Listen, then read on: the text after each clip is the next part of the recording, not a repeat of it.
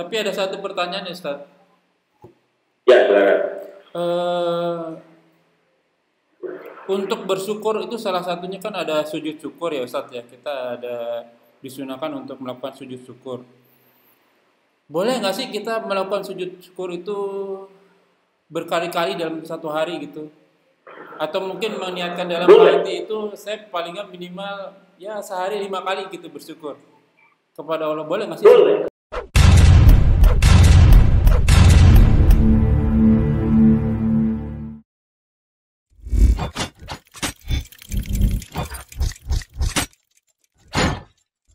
La ilaha illallah Muhammadun Rasulullah alaihi salatullah wa alihi wal ahibbah wa barakatuh. A'udzu billahi samiul alim minas syaitonir rajim min hamzihi wa nafthihi wa nafsihi. Bismillahirrahmanirrahim. May yahdihillahu fahuwal muhtadi wa may yudlil fa ulaika humul khasirun. Innal hamdalillah nahmadu wa nasta'inu wa nastaghfiruh wa na'udzu billahi min shururi anfusina wa sayyiati a'malina may yahdihillahu fala mudilla lahu wa may yudlil fala hadiyalah. Asyhadu an la ilaha illallah wa asyhadu anna Muhammadan abduhu wa rasuluhu nabiyya ba'da wa salatu wassalamu ala asyrafil anbiya'i wal mursalin sayyidina Muhammadin wa ala alihi wa sahbihi ajmain. Rabbi shrah li sadri wa yassir li amri wa hlul 'uqdatam min lisani yafqahu qawli. Amma ba'du. Segala puji bagi Allah Rabbul Alamin yang senantiasa memberikan kita nikmat iman, nikmat Islam, nikmat panjang umur, nikmat kesehatan, nikmat beribadah, nikmat sehat walafiat, nikmat talibil ilmu, nikmat memiliki waktu yang potensial. Salah satunya kita masih diberi kesempatan untuk kita kajian kali ini. Salawat serta salam tak lupa kita haturkan kepada tujuan kita, suri tauladan kita, Sayyidina wa Habibina wa Nabiyina Muhammad sallallahu alaihi wasallam. Ya ikhwanillah azakumullah wa yakun. Alhamdulillah ala kulli hal, kita bertemu lagi di channel Melindungi Mengaji, bekerjasama dengan kajian hadis online atau KH official. Masih membahas tentang surat Al-Baqarah, sekarang masuk ke dalam ayat ke-40.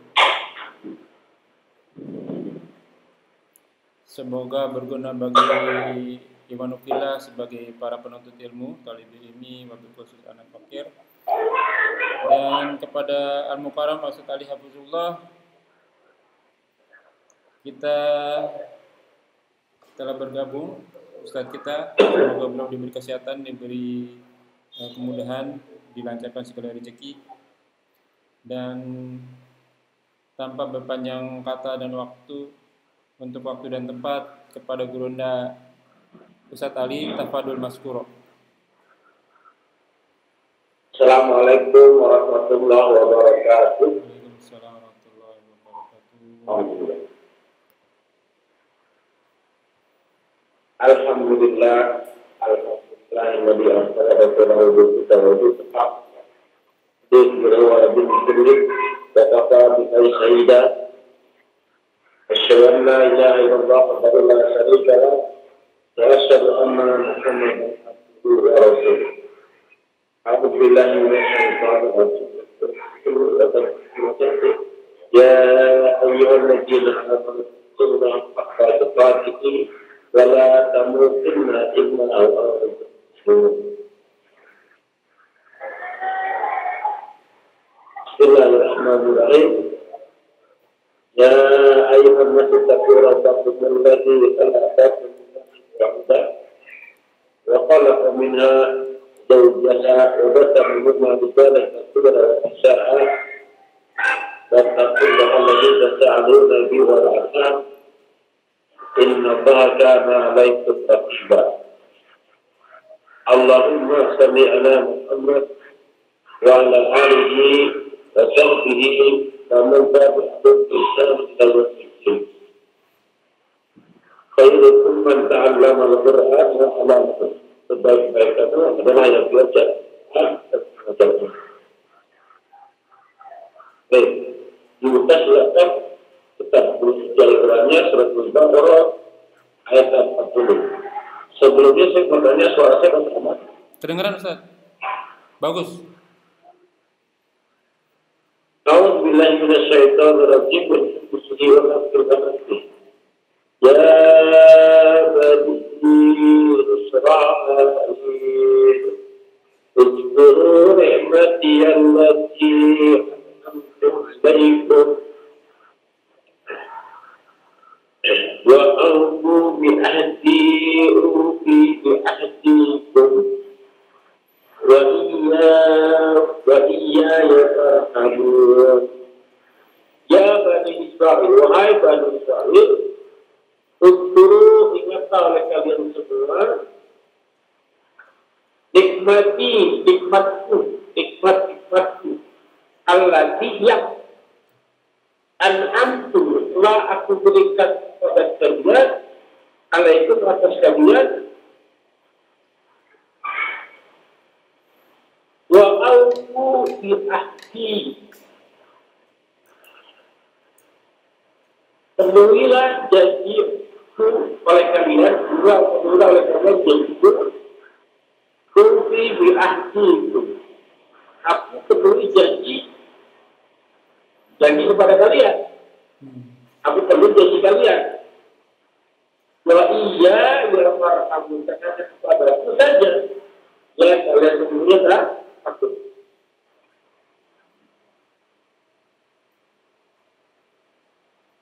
Allah buka dengan kalimat ya bani Israil.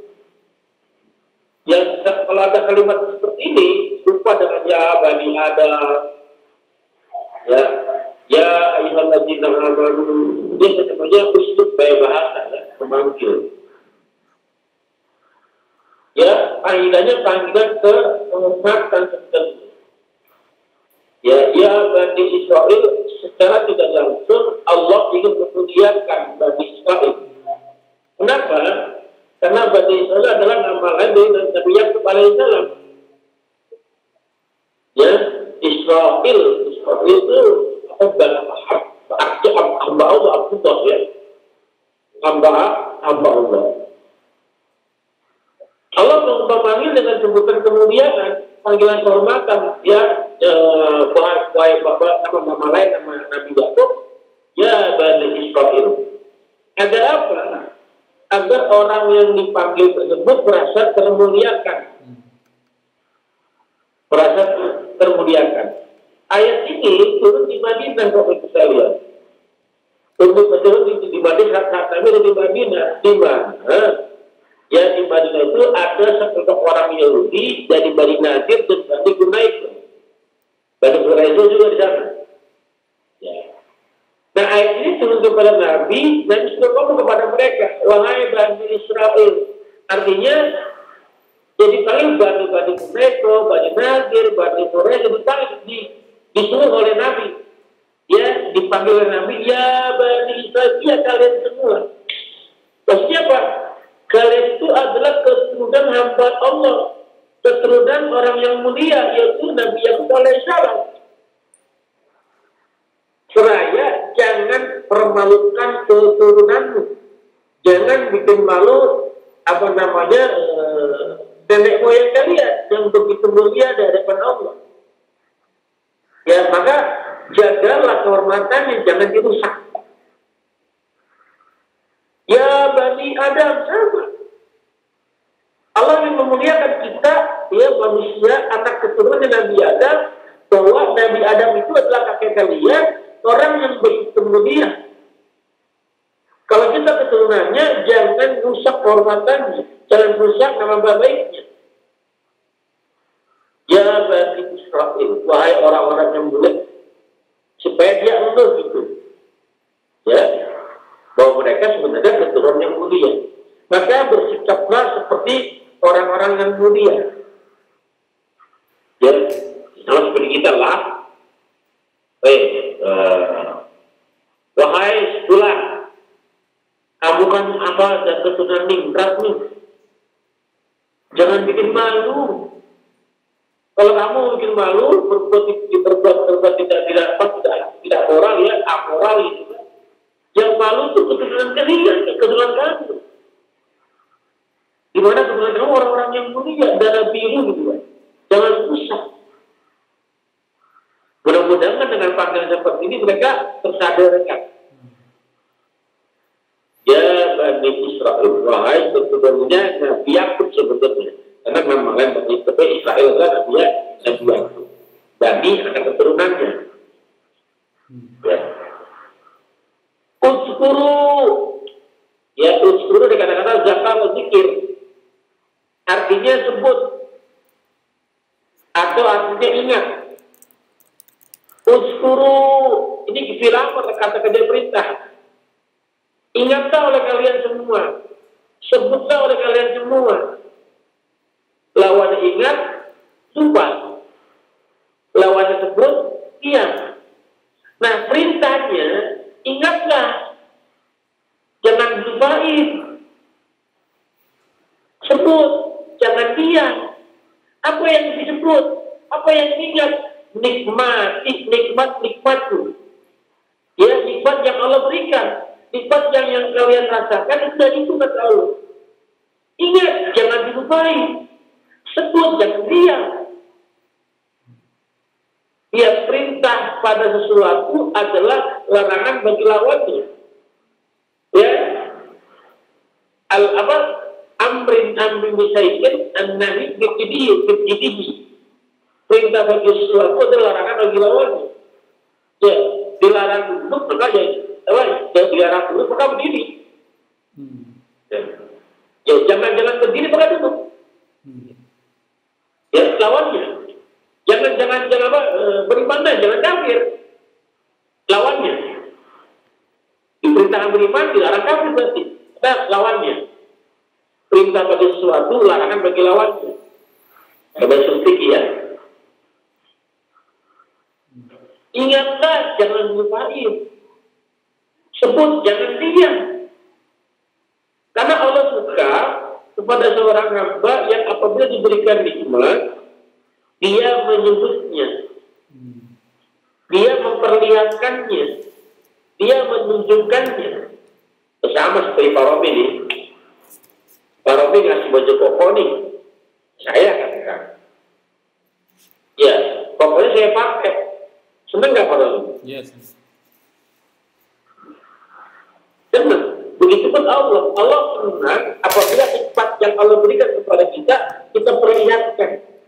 Bukan untuk kesombongan tapi untuk mensyukuri nikmat-nikmatnya. Jelas ya? Ingatlah oleh kalian, jangan lupakan. Sebut oleh kalian, jangan diam. Nikmat-nikmatku allati an'amtu alaikum, yang telah aku berikan ke atas kalian. Wahai Bani Israel, ingatnya. Apa saja nikmat-nikmatnya? Dulu Nabi selamatkan dari Fir'aun, dari perbudakan, diselamatkan dari Fir'aun, dari kejarannya. Ya, ingat gak tuh? Kan bisa saya tuh Allah pada saat tertutup jalannya karena laut, kalau tolong biasanya mati semua itu kan, atau kembali terbawa. Tapi Allah buka jalan dengan cara lautnya terbelah. Ingat gak? Artinya Pak, kalau disuruh ingat, dulu pernah ada kejadian yang terjadi pada masa dahulu oleh kaum kalian, itu nenek moyang kalian, orang-orang Yahudi, yang pernah Allah selamatkan, tapi dia lupa diri, baru selamat dari Fir'aun, lalu menyembah patung anak sapi. Ingat gak? Maksudnya agar diingat jangan sampai terulang kembali kepada kalian, wahai Bani Nadir, Bani Quraisy, Bani Quraisy. Jangan terulang. Jangan sampai kalian sama dengan orang nenek moyang kalian yang tidak mau bersyukur atas dari perintah Allah yang telah menyelamatkan kalian dari Fir'aun. Ya, ini kisahnya, turut ayatnya untuk orang-orang yang tapi kaidah fikihnya adalah al-ibratu bi umumil lafaz wala bi khusus sabab. Ibro itu, pelajaran itu diambil dari keumuman lafaznya, bukan sebab turunnya ayat. Walaupun turun ayatnya orang Yahudi, tapi pelajaran bisa kita ambil karena bentuknya umum.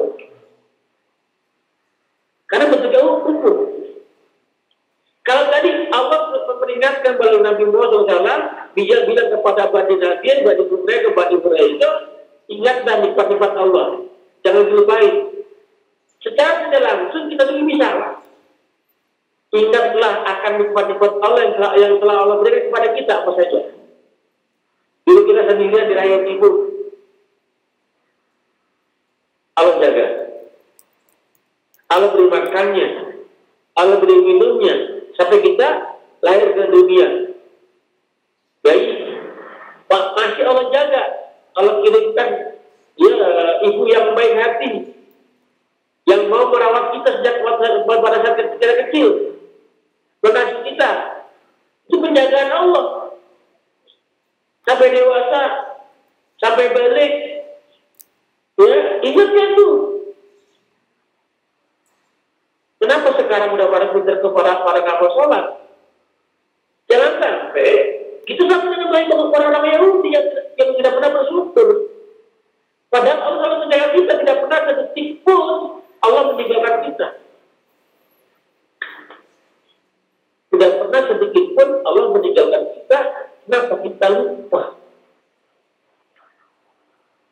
Ya, uskuru nikmati an'amtu alaikum baik. Membaca Nabi Muhammad SAW. Kita. Itu ibrahnya, pelajarannya yang kita ambil. Babi ayi ala irabbikum wastiqatiban. Nikmat yang mana lagi yang kalian dustakan? Ya. Nah, setelah Allah menceritakan, ya suruh sebut nikmatnya, suruh dia mereka mengingat nikmatnya, ya dengan tujuan agar pada saat dia ingat tentang nikmat-nikmatnya, mudah-mudahan dia mau kembali, mau bertobat. Kalimat berikutnya Allah bilang, wa aufu bi ahdi, penuhilah oleh kalian semua janjiku. Artinya mereka pernah berjanji kepada Allah. Ya, penuhi janjinya. Maka ufi bi ahdikum, aku pun akan penuhi janji kepada kalian. Ya, jangan dibalik. Jangan dibalik. Ya Allah, beri saya dulu, baru saya akan begini. Seperti orang-orang nazar tuh. Kalau saya sehat, saya akan berkorban. Ini dibalik kalimat tuh. Kita untuk Allah dulu, baru kita mau ibadah. Ya, bila saya lulus, saya akan begini. Bila begini, saya akan begini. Kalimat ini juga di dalam Al-Baqarah, penuhi oleh kalian janji kepadaku dulu. Ya, maka aku akan penuhi janji kepadamu. Karena kata Allah tidak pernah mengingkari janji la yukallifu bi mi'at. Allah tidak pernah menyelisih janji. Kalau Allah berjanji, Allah akan tunaikan. Dulu, Allah pernah berjanji kepada Nabi Musa alaihissalam. Wahai Musa, bermunajatlah di pintu sumur Sina 40 malam. Maka aku akan berikan kitab. Diberikan sama Allah. Allah penuhi janjinya. Ya, tapi manusia seringkali abai terhadap janjinya. Penuhi oleh kalian janji kalian kepadaku, aku akan penuhi janji kepada kalian. Apa saya janji mereka? Dalam surat Al-Maidah ayat 12, Allah berfirman, Allah menyatakan di situ, diantaranya adalah mengerjakan sholat, menunaikan zakat, dan lain sebagainya. Tapi mereka abai. Mereka berjanji, tapi mereka tidak mengerjakannya. Yang begitu pun dengan kita orang-orang yang beriman, umat Nabi Muhammad SAW, bila berjanji, pantang untuk tidak menepatinya. Karena salah satu ciri kemunafikan. Ya, kita sering berjanji setiap hari itu. Inna salati wa nusuki wa mahyaya wa mamati lillahi rabbil alamin. Tapi nyatanya sholatnya buat kita rezeki, puasanya buat kita rezeki, bangun malamnya buat kita rezeki. Padahal Allah nggak pernah berhenti memberikan rezeki kepada kita. Masih aja ditanya.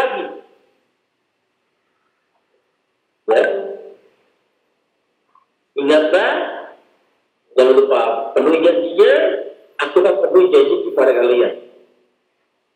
Tidak ada satupun janji Allah yang tidak pernah ditepati. Selalu ditepati. Ya, bi'ahdikum wa iya yang farhabun. Dan hanya kepadaku saja kalian semua takut. Apa Pak definisi takut Pak? Kenapa Ustaz? Apa definisi takut?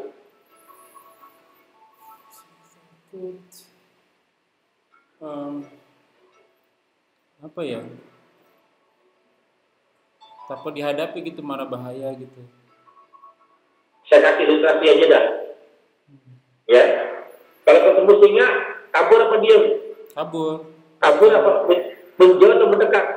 Menjauh. Kenapa menjauh? Karena takut. Karena takut harus dihindari. Karena takut. Artinya kalau kita takut kepada sesuatu, normalnya kita menjauh atau mendekat. Kalau ada bahaya ya kita harus menjauh. Iya, tapi uniknya di sini kata Allah, takutlah kamu hanya kepadaku saja. Kalau kita takut sama Allah, jangan menjauh dari Allah, mendekat Pak. Ya, takut kepada Allah itu mendekat, bukan menjauh. Kalau takut kepada selain Allah, baru menjauh. Kalau takut kepada Allah, mendekat pada Allah. Jangan menjauh. Ya, mendekat kepada Allah, jangan menjauh. Kalau kita takutnya hanya kepada Allah saja, maka yang lainnya semua makhluk akan takut kepada kita. Sebaliknya, bila kita tidak takut kepada Allah, maka kita akan takut kita akan takut pada siapapun. Bahkan kita takut dengan bayangan kita sendiri. Ya, Umar bin Khattab pernah membuktikan itu. Ya, membuktikan bahwa siapa saja yang takut hanya kepada Allah, maka semua akan tunduk padanya. Dan tentang hutan dari sini apa? Pengen tahu di sini takut kepada saya enggak? Katanya kalau saya hanya kepada Allah, sini akan takut kepada saya. Semua akan takut kepada saya. Betul, kabur juga jawab. Bahkan jin aja, ya, jin aja kabur. Ketemu motor kabur dia. Ada umat kabur dia. Iya. Ya, maka kita takutnya hanya kepada Allah saja, semuanya akan takut kepada itu. Kalau perintahkan, hanya kepadaku sajalah kalian takut. Kenapa Pak? Kita diperintahkan oleh Allah untuk hanya takut kepada Allah. Karena dia satu. Bapak takut kepada apa? Kepada sesuatu karena apa? Karena sesuatu itu punya apa sih? Sehingga kita takut. Ya. Dia mungkin besar, dia mungkin kuat, dia punya senjata lengkap. Artinya sesuatu itu melebihi kita. Iya. Lebih hebat, lebih besar, lebih tinggi, lebih jago, lebih segala macam itu ya. Ya, ketahuilah Allah melebihi itu semua. Maka tidak ada alasan, tidak ada dalil kita tidak takut kepada Allah karena Allah tak terkalahkan. Allah tak tertandingi. Tidak ada yang seperti dia. Ya, sejago-jagonya orang masih ada yang lebih jago lagi. Sekuat-kuatnya orang masih ada yang kuat lagi. Tapi Allah tidak ada yang menandinginya. La ilaha illallah. Tidak ada ilah, tidak ada yang payah ditakuti hanya Allah, kecuali Allah. Jadi kata Allah, hanya kepadaku saja Pak, kalian semua takut wa iya farhabun. Jangan takut pada yang lain. Ya, gimana? Cukup kita lanjut. Cukup Ustaz. Tapi ada satu pertanyaan ya Ustaz. Ya, silakan. Untuk bersyukur itu salah satunya kan ada sujud syukur ya Ustaz ya. Kita ada disunahkan untuk melakukan sujud syukur. Boleh nggak sih kita melakukan sujud syukur itu berkali-kali dalam satu hari gitu, atau mungkin meniatkan dalam Boleh. hati itu saya paling nggak minimal ya sehari 5 kali gitu bersyukur kepada Allah, boleh nggak sih? Boleh. Boleh. Bahkan setiap kali Bapak mendengar kabar berita tentang kebahagiaan, tentang kenikmatan, ingat nikmat Allah, bersyukur boleh. Walaupun satu hari pagi ini kita dengar kabar katakan, istri kita hamil, alhamdulillah, syukur. Sorenya dapat kabar, siangnya anak kita lulus sekolah, syukur. Anak kita yang nomor 2 hafid Quran, syukur. Walaupun satu hari bisa berapa kali loh. Ya orang-orang yang beriman adalah orang-orang yang pandai bersyukur.